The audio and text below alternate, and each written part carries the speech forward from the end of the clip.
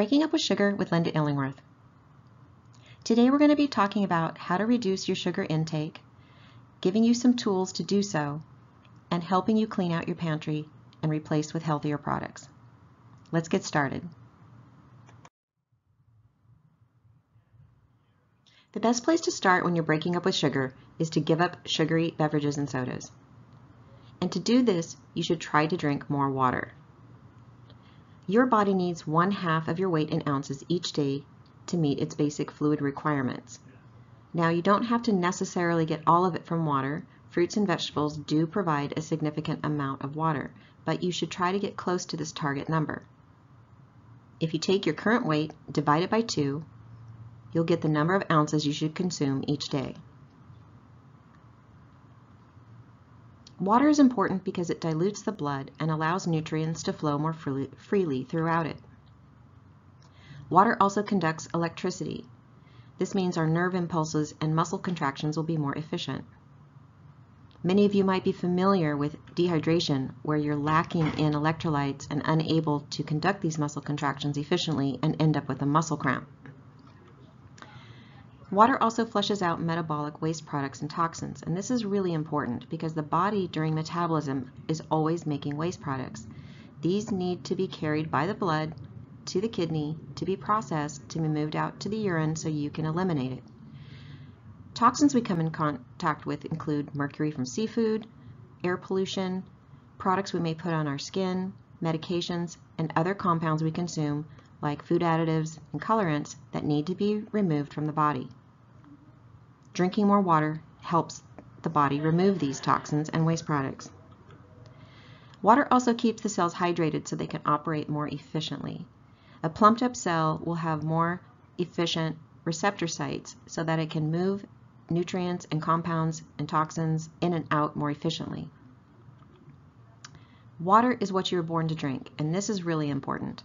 We were born to drink water before marketers and advertisers told us how delicious sugar was and how much we couldn't live without it. So try to learn to drink more water. Breaking up with sugar doesn't mean you can't have any sugar, but you do need to learn to live with significantly less.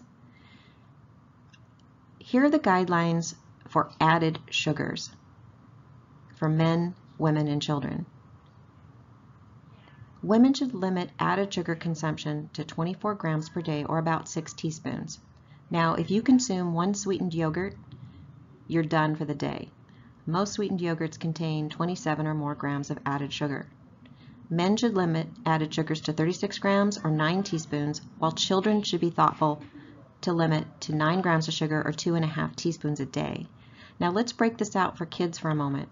This is important because children are still growing and children need more nutrient per pound of body weight than do adults.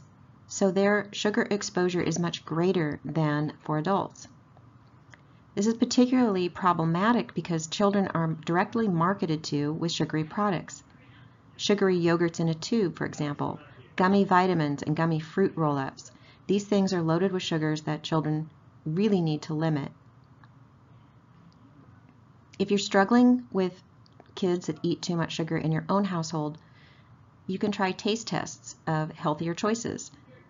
Involve kids in food preparation and get them to approve products that you have pre-selected. That way you have your kids' participation and a little more buy-in while you're trying to reduce their sugar intake. If your child is consuming a lot of sugar, I don't recommend you try to make them break up with sugar overnight, but gradually decrease their intake over time. Learning to live with less means you're going to limit your sweet treats, and I recommend that you have sweet treats no more than twice a week. This isn't deprivation. You're going to plan when you get to have them. If you plan a sweet treat for 2 days of the week, I want you to choose something then that gives you the most joy. I will not waste my calories on a substandard chocolate chip cookie. I'd rather not have anything. So learn to be discriminating and choose something you would really enjoy. You will need to control the portion size though. About 1/2 cup to 1 cup of a sweet treat, or around 200 calories, is a good limit. Overindulging isn't going to help you learn to break up with sugar. And remember, what we're talking about here is added sugar and not low glycemic carbohydrates. I've included a reference on what does added sugar mean and what are the names of added sugars in products. Take a peek at that for more information.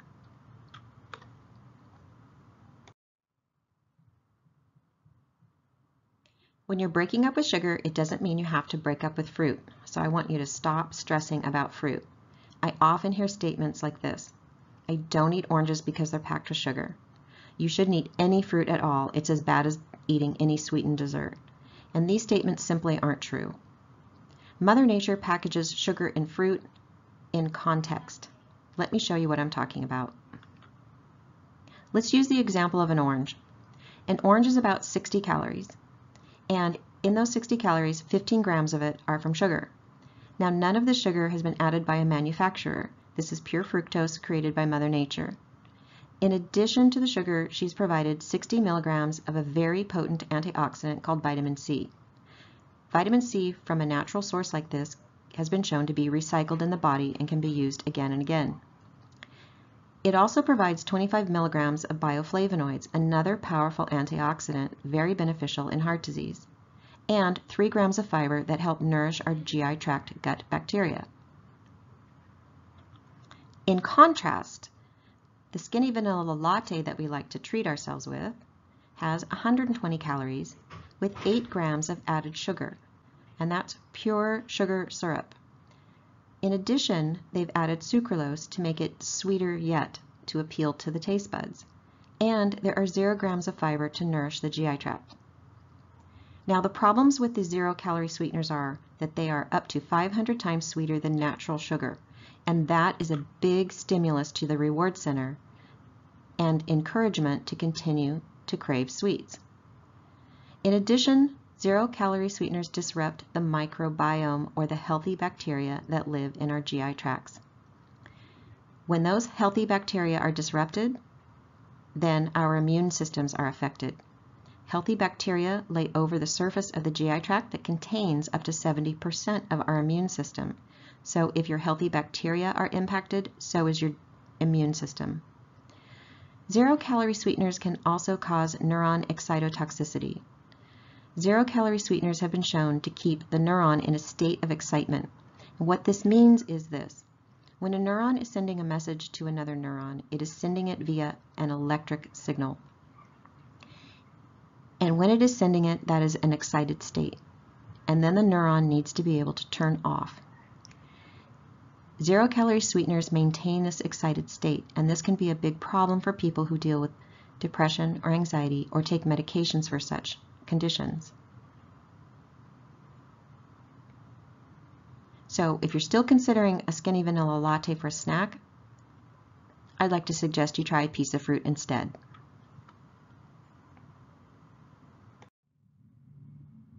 So maybe you've already given up sugary beverages and you drink plenty of water.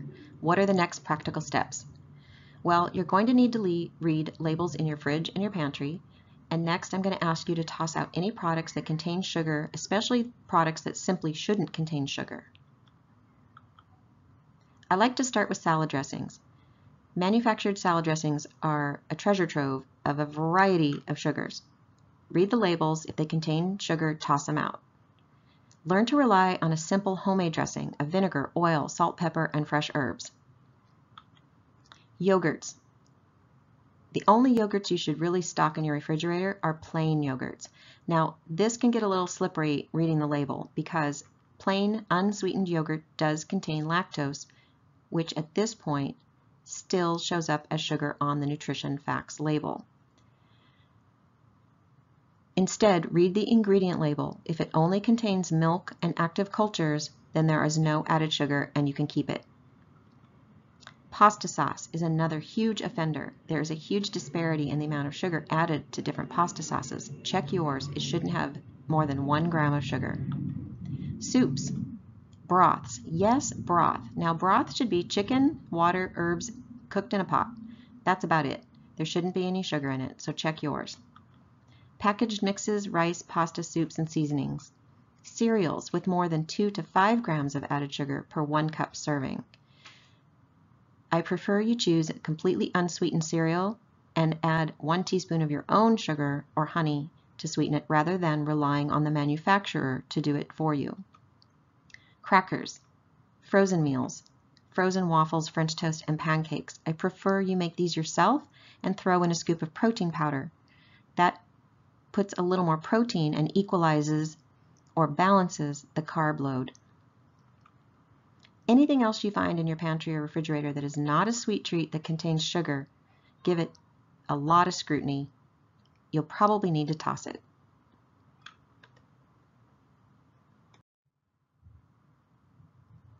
Now let's get to the sweet treats. Sweet treats will either need to be completely tossed out or severely limited. There are a couple of types of eaters when it comes to sweets. People who simply can't resist them no matter what they are, and others that can have them around in their pantry and are good at limiting their intake. Be honest with yourself about who you are, and if you struggle with sweets around the house, get rid of them. You know if it's around, your brain will suggest you eat it. So what do you keep? You can keep honey and 100% fruit spreads. Trader Joe's has a great super fruit spread that is 100% fruit. It's delicious, and that would be a good example of a fruit spread to keep. Toss out jelly, jams, preserves, unless of course you have some homemade ones that are made with love, but consider how many of those you have.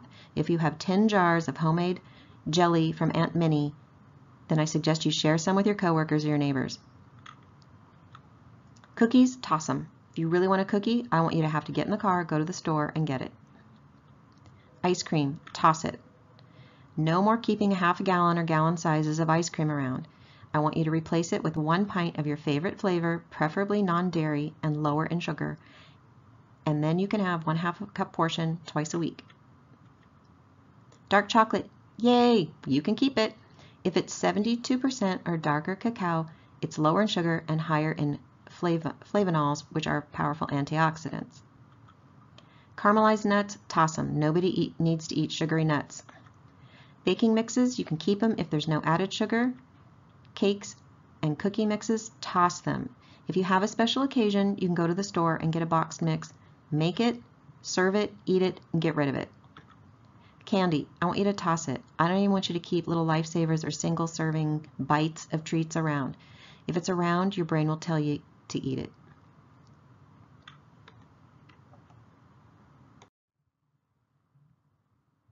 Next, we're going to look at hidden simple carb that might as well be sugar. I want you to toss it.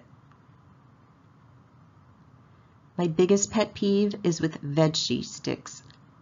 This is glorified white rice flour with veggie powder. I can guarantee you there's not enough vegetable in there to keep those around. Potato chips, toss them out. Root chips may be kept, but again, read the label, be sure there's no added sugar. Crackers made with refined flours, white stuff and orange stuff too. Any flours that are highly refined can raise the blood sugar when eaten in excess. Cereals containing refined flours, even if they boast whole grain. And here's the problem. Highly refined whole grains can raise the blood sugar just as much as a sweet treat. So if you have the choice of choosing something made with oat flour or whole oat, choose the whole oat. It will not only yield fewer calories in your body, it will give you a better blood sugar level and not overstimulate the brain. Cereal bars. These are glorified candy bars. Toss them. Protein bars with added sugars or artificial sugar or excessive dates. Now, an exception to this rule would be something like an RX bar that has 1 or 2 dates added. Research has shown that dates and dried fruits in general do not cause weight gain. However, protein bars that are excessively sweet will stimulate that reward center and increase your desire for sweets. And again, I don't care for artificial sugars in anything, so they need to go too.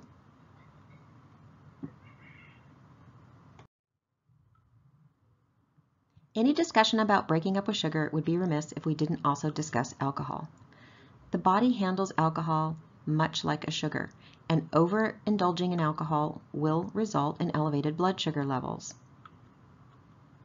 If you cut back or completely give up alcohol, you may notice an increase in your sugar cravings. This is not an uncommon experience of those dealing with addiction. Alcohol is a disinhibitor, and this means that when you imbibe in alcohol, you're less likely to make healthy choices. Alcohol is also an appetite stimulant, meaning it's going to increase your appetite, and especially for carbs and fats, the things that you may not want to be overeating. Alcohol is commonly used in a cocktail hour at assisted living facilities to help stimulate the appetite for people who otherwise might not eat enough at dinner due to lack of socialization or depression. I like this choose one rule. So if you don't drink, you can ignore the first choice. But if you do imbibe, then choose one of the following. You can have alcohol in the form of a cocktail, a glass of wine, or a beer, or you can choose to have a starchy carb at dinner, such as pasta, potato, rice, or quinoa, or you can choose to have dessert. But I encourage you to avoid having more than one of these at a meal.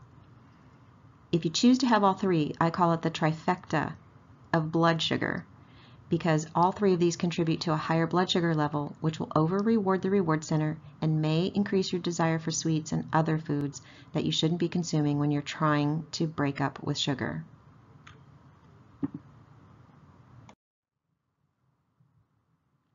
Well, you may have your homework cut out for you, but what I want you to know is that you can do it. The first few days of breaking up with sugar can be pretty rough, but usually by day 3, you kind of turn a corner. Remember that sugar is pervasive as an ingredient, so do read labels diligently the first few weeks. As you find the products that are acceptable, you won't have to read labels quite so frequently. Remember that limiting sugars can help prevent obesity, diabetes, heart disease, and even cancer. Newer research shows that cancer thrives in higher sugar environments, so this might be one of your best tools for prevention.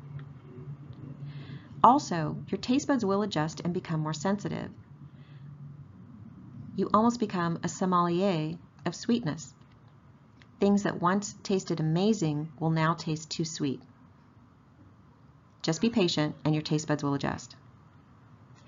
Breaking up with sugar can be the most impactful dietary habit that you'll ever practice. So give it your best shot, get through the pantry, drink more water, have a little fruit, and break up with sugar once and for all.